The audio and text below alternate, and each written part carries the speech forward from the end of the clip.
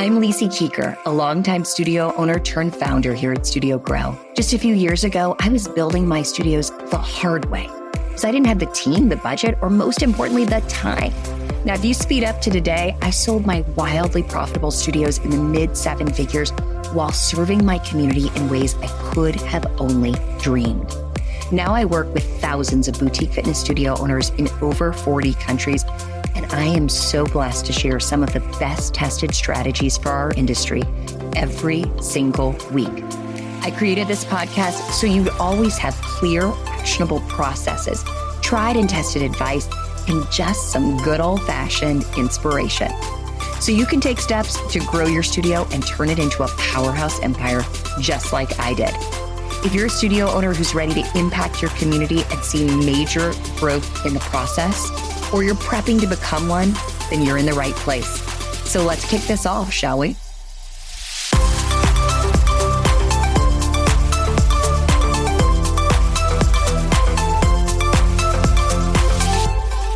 Hey, I'm Caroline Plambeck from Studio Grow, and welcome back to the Business of Boutique Fitness podcast, the podcast where we help studio owners scale and grow their studios for profitability and sustainability.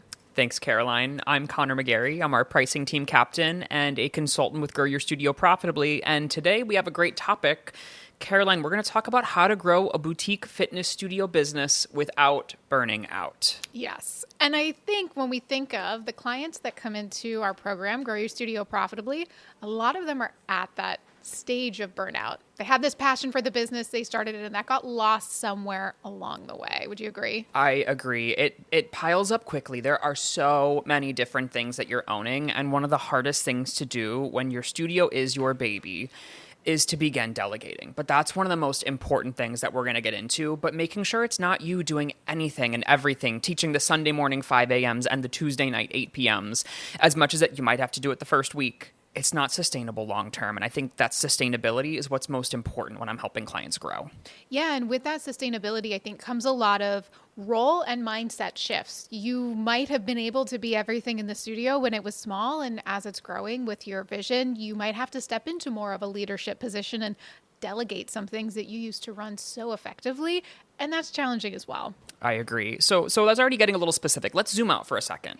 What does burnout look like for a studio owner?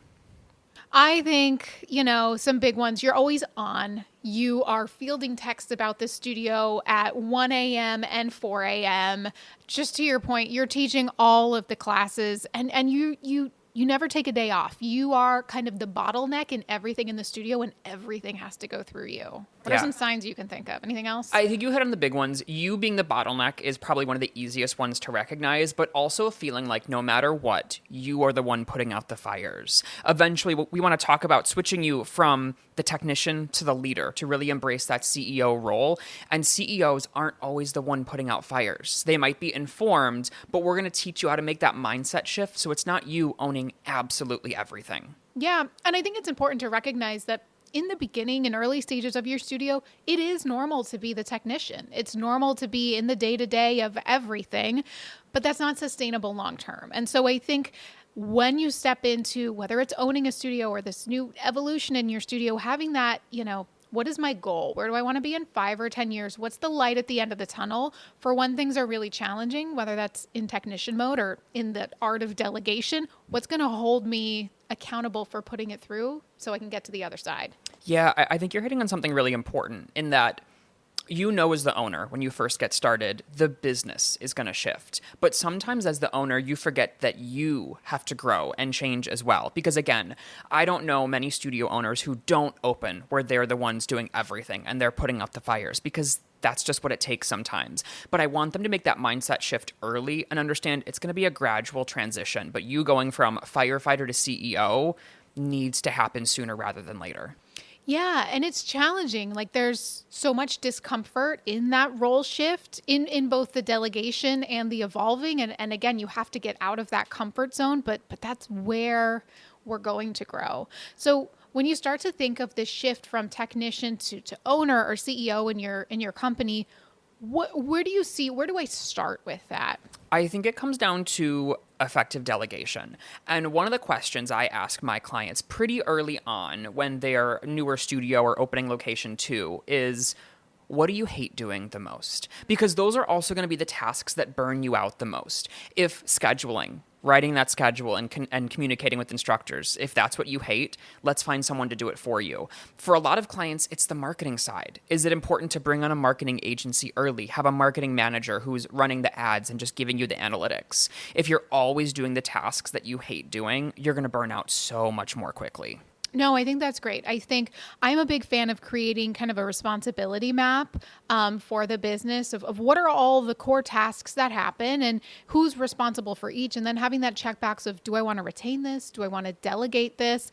And kind of going from there. I think it's also important to lean into, what do I love doing? Like, what is my zone of genius? Where do I shine? I can't be good at everything.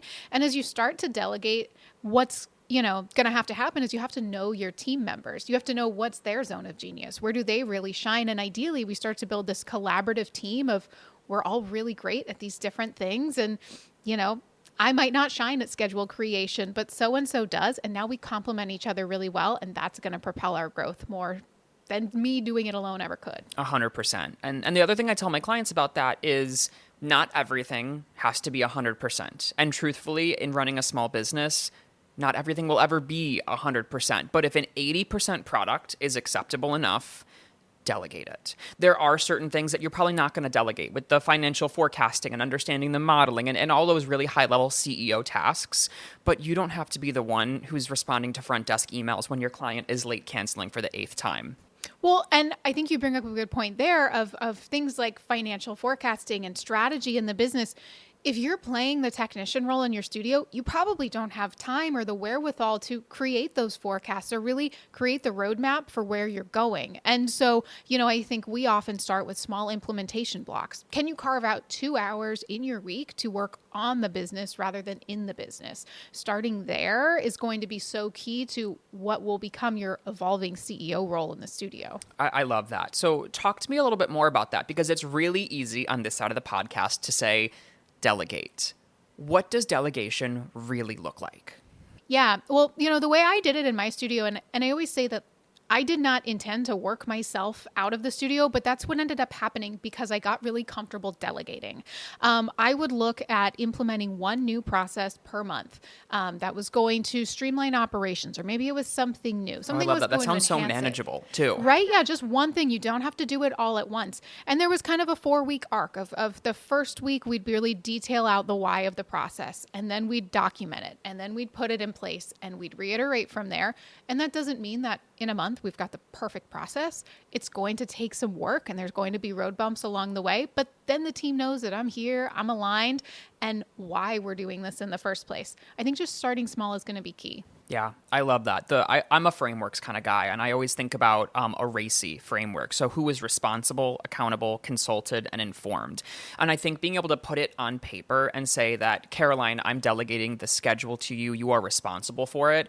All of a sudden, that monkey's no longer on my back, and I pass it to you. The second part of that is holding team members accountable for when they do really well. I always want to celebrate those little wins to motivate them, but also understanding, what are my expectations? Did I set them correctly? And did you meet them? And if you're not meeting expectations, start asking questions like, did I set you up for success? Did I create a system or a process that was clear and understandable? And if all those answers are yes, then we start talking about some performance management and making sure that you are being brought up to the standard. Yeah, and what I see as a misstep in a lot of studios is not having those expectations in these key roles defined. I want to define those in the interview process. I want to highlight what success in this role looks like and bring in both the metric side and the cultural side of it. And that way, I'm not going to say that that's going to make it so I can remove the emotion from these hard decisions that are going to come down the line when this person's in place, but at least I can look at objectively, here's where this person is, here's what I said we needed to be at.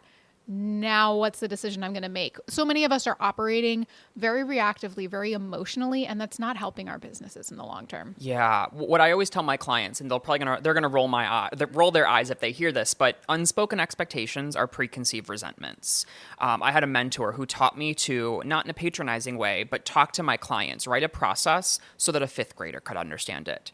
Not because I want to speak down to them, but if I don't make what I want crystal clear what I want done, how I want it done, the way I want it done, then I'm not able to hold you accountable for completing a process that I didn't set you up for success for. So the more crystal clear you are in that delegation, that's what's going to set you up for success, to not be upset or frustrated or cranky when things aren't happening the way you expected.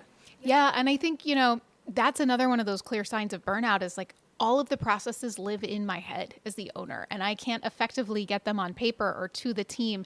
That's not helping anyone. And again, it's trial and error there, but it's so important in getting the information across and making it really clear. Yeah. So I think that's a really good overview of what it looks like and how to delegate and what delegation is. But let's talk about some concrete systems that you can employ today, starting this week, in order to delegate away some of those responsibilities and lighten your load. The first one I think about is a schedule that doesn't depend on you. What I ask my clients when I'm trying to assess how good their systems and processes are is, if you stepped away and went on a European vacation for 2 weeks, would something break? And if the answer is yes, you probably don't have a strong enough system to support you stepping away, which leads to burnout. Yeah. Well, and something like a place I think we can start with this when we think of the schedule is, if you're an owner, if you're teaching on your schedule, are you paying yourself for those classes? Are you at least setting that money aside? Because if we aren't, we don't have a system that's going to scale, because we're never going to be able to hire teachers to take that role. And I think there also is a piece here of again, identifying where you want to be in the business. For some owners, that is teaching. And then we're going to have to outsource the admin really smartly. And for others, maybe they want to live in the spreadsheets and they want to outsource the teaching. So having that conversation is going to be key.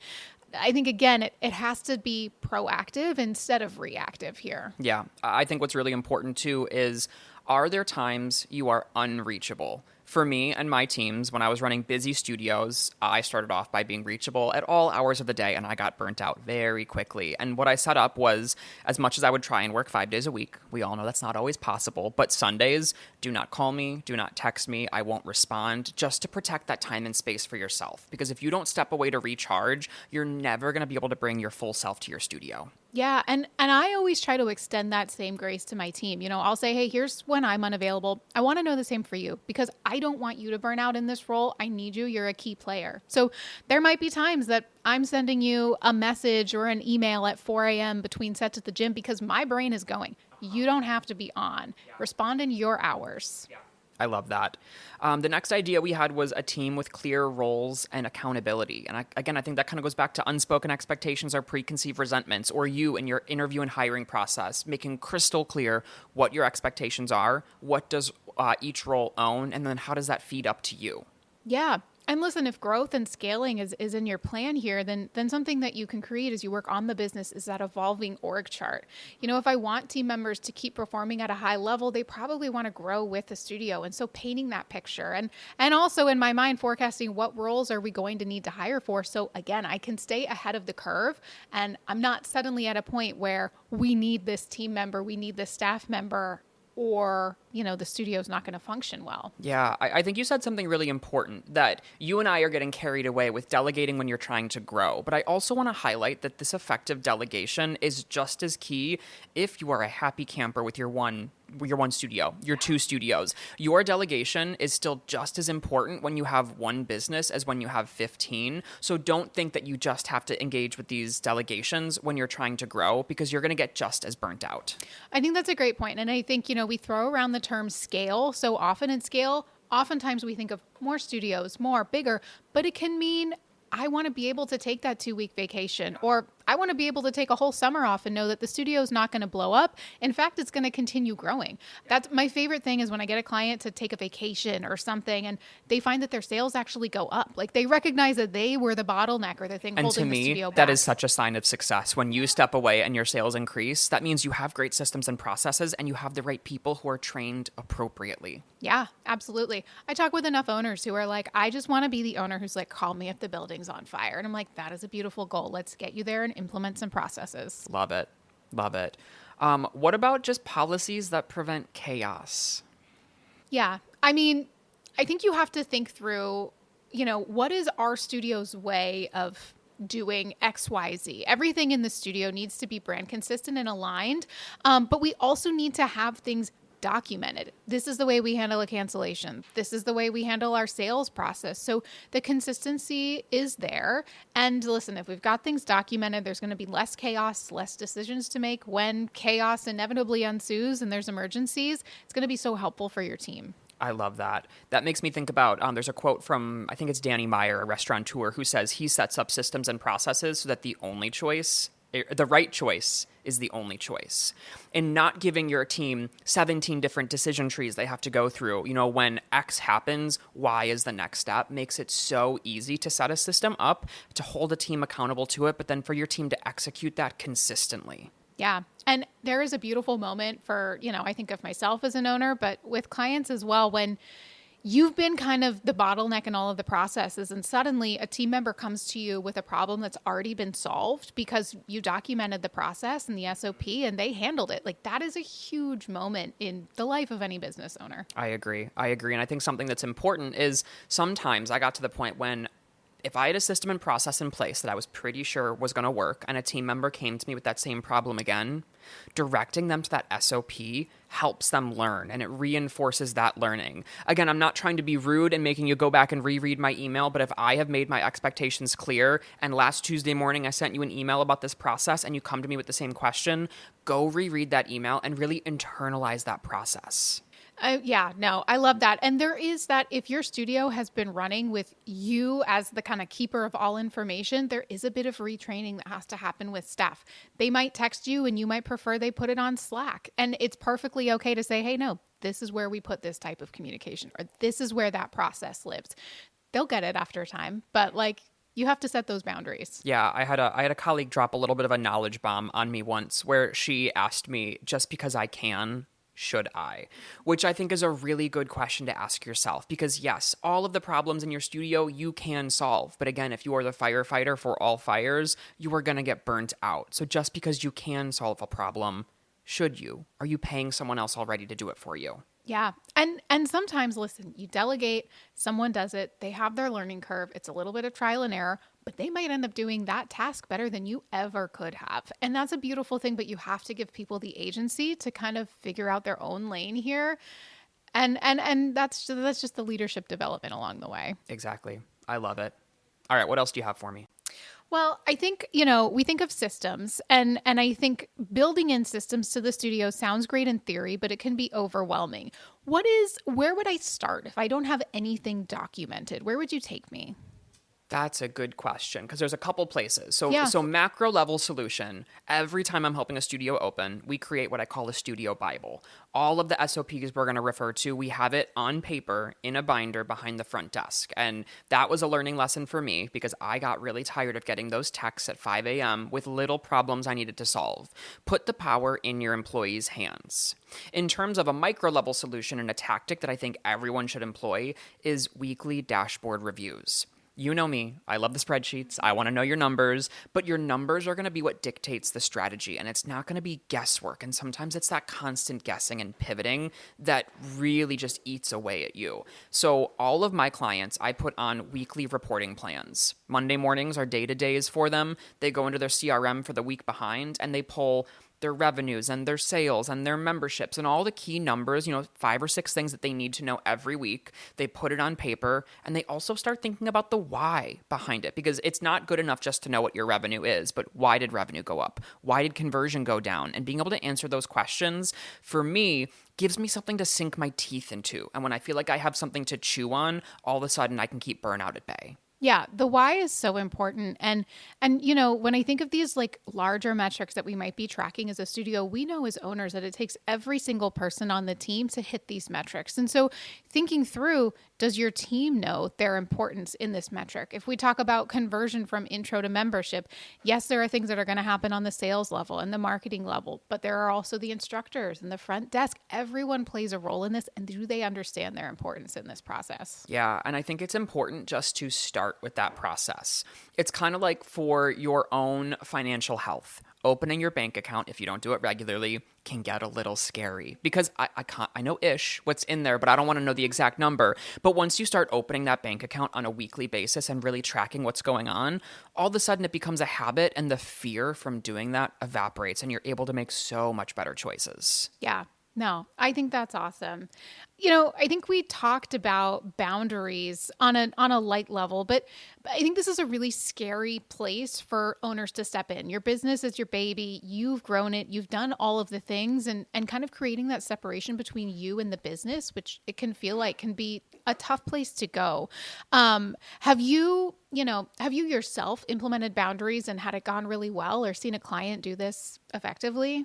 I did. And this is me throwing stones at a glass house because I have always struggled with this. But I did learn that when I, as the studio owner or manager, come in and solve everything, there's a learned helplessness, and everyone expects me to come in and solve everything. And so again, I would, one of my favorite tactics was weekly emails where I would keep up on compliance or SOP changes. And if I got asked the same question by the same person more than once, I would refer them back to that email, because I wanted to hold you accountable to being able to answer your own questions. Because yes, I can solve the client problem. I know what I want done, but I want you to learn how to do it so you don't come back to me again. Yeah. No, I think that's great. And the learned helplessness, and that's something where we see this in other aspects of our lives. That's something I deal with my kids all the time. Yes, I could always refill your cup of water, but what if you tried it once? Let's see how that goes. Yeah. Okay, I can provide some scaffolding. Here's how we could do it better next time. And suddenly you've got the confidence to run with it. I think it can be scary to say no to things in your business. It was really hard. So but within a couple of weeks, a month or two out, my team were owning things that I used to always have to go in and take care of. And part of that too was setting up an environment where it's safe to fail.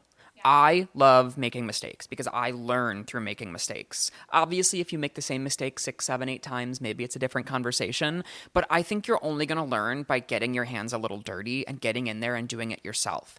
And if one of my team members, obviously within a little bit of reason, but if they make a mistake, we can probably fix it. And I would much rather them make a mistake and then have a reflection with me of, this is what I did. This is why I did it with good intention, with the best information at the time.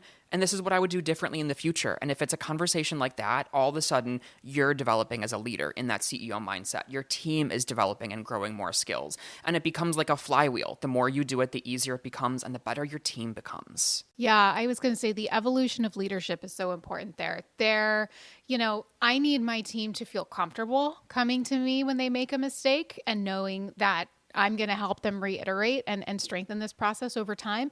And I think on the flip side, I am always very open with my team on what I'm working on, what process I executed that maybe didn't go to plan, and what I learned from that. I think we have to lead with that if that's what we want to foster in the team. And again, it can be uncomfortable, it can be scary, but it's so worth it in the long run. 100%. All right, Caroline, biggest takeaway from today. If you were going to change one thing for a studio owner, what would it be? I would ask them to put in this 2-hour implementation block to work on the business rather than in it, and start planning out where they want to take things and kind of backfill from there. You're not going to overhaul your business overnight and delegate everything, but if you can make slow, steady progress, that is going to be the key to not burning out and having the studio support you rather than you pouring your everything into the studio for nothing. I love it.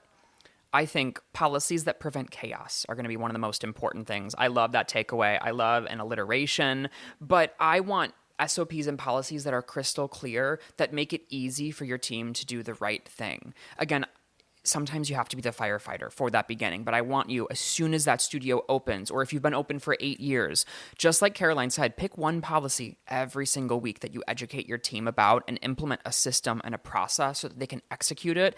And that so the only choice they're left with is, again, that right choice. Yeah. Well, Connor, I've loved chatting about this with you. I am so excited to see where all of you listeners take these ideas. Make sure to like, subscribe, comment. Tell us what policy you're going to implement in your studio to mitigate your burnout, and we'll catch you on the next one.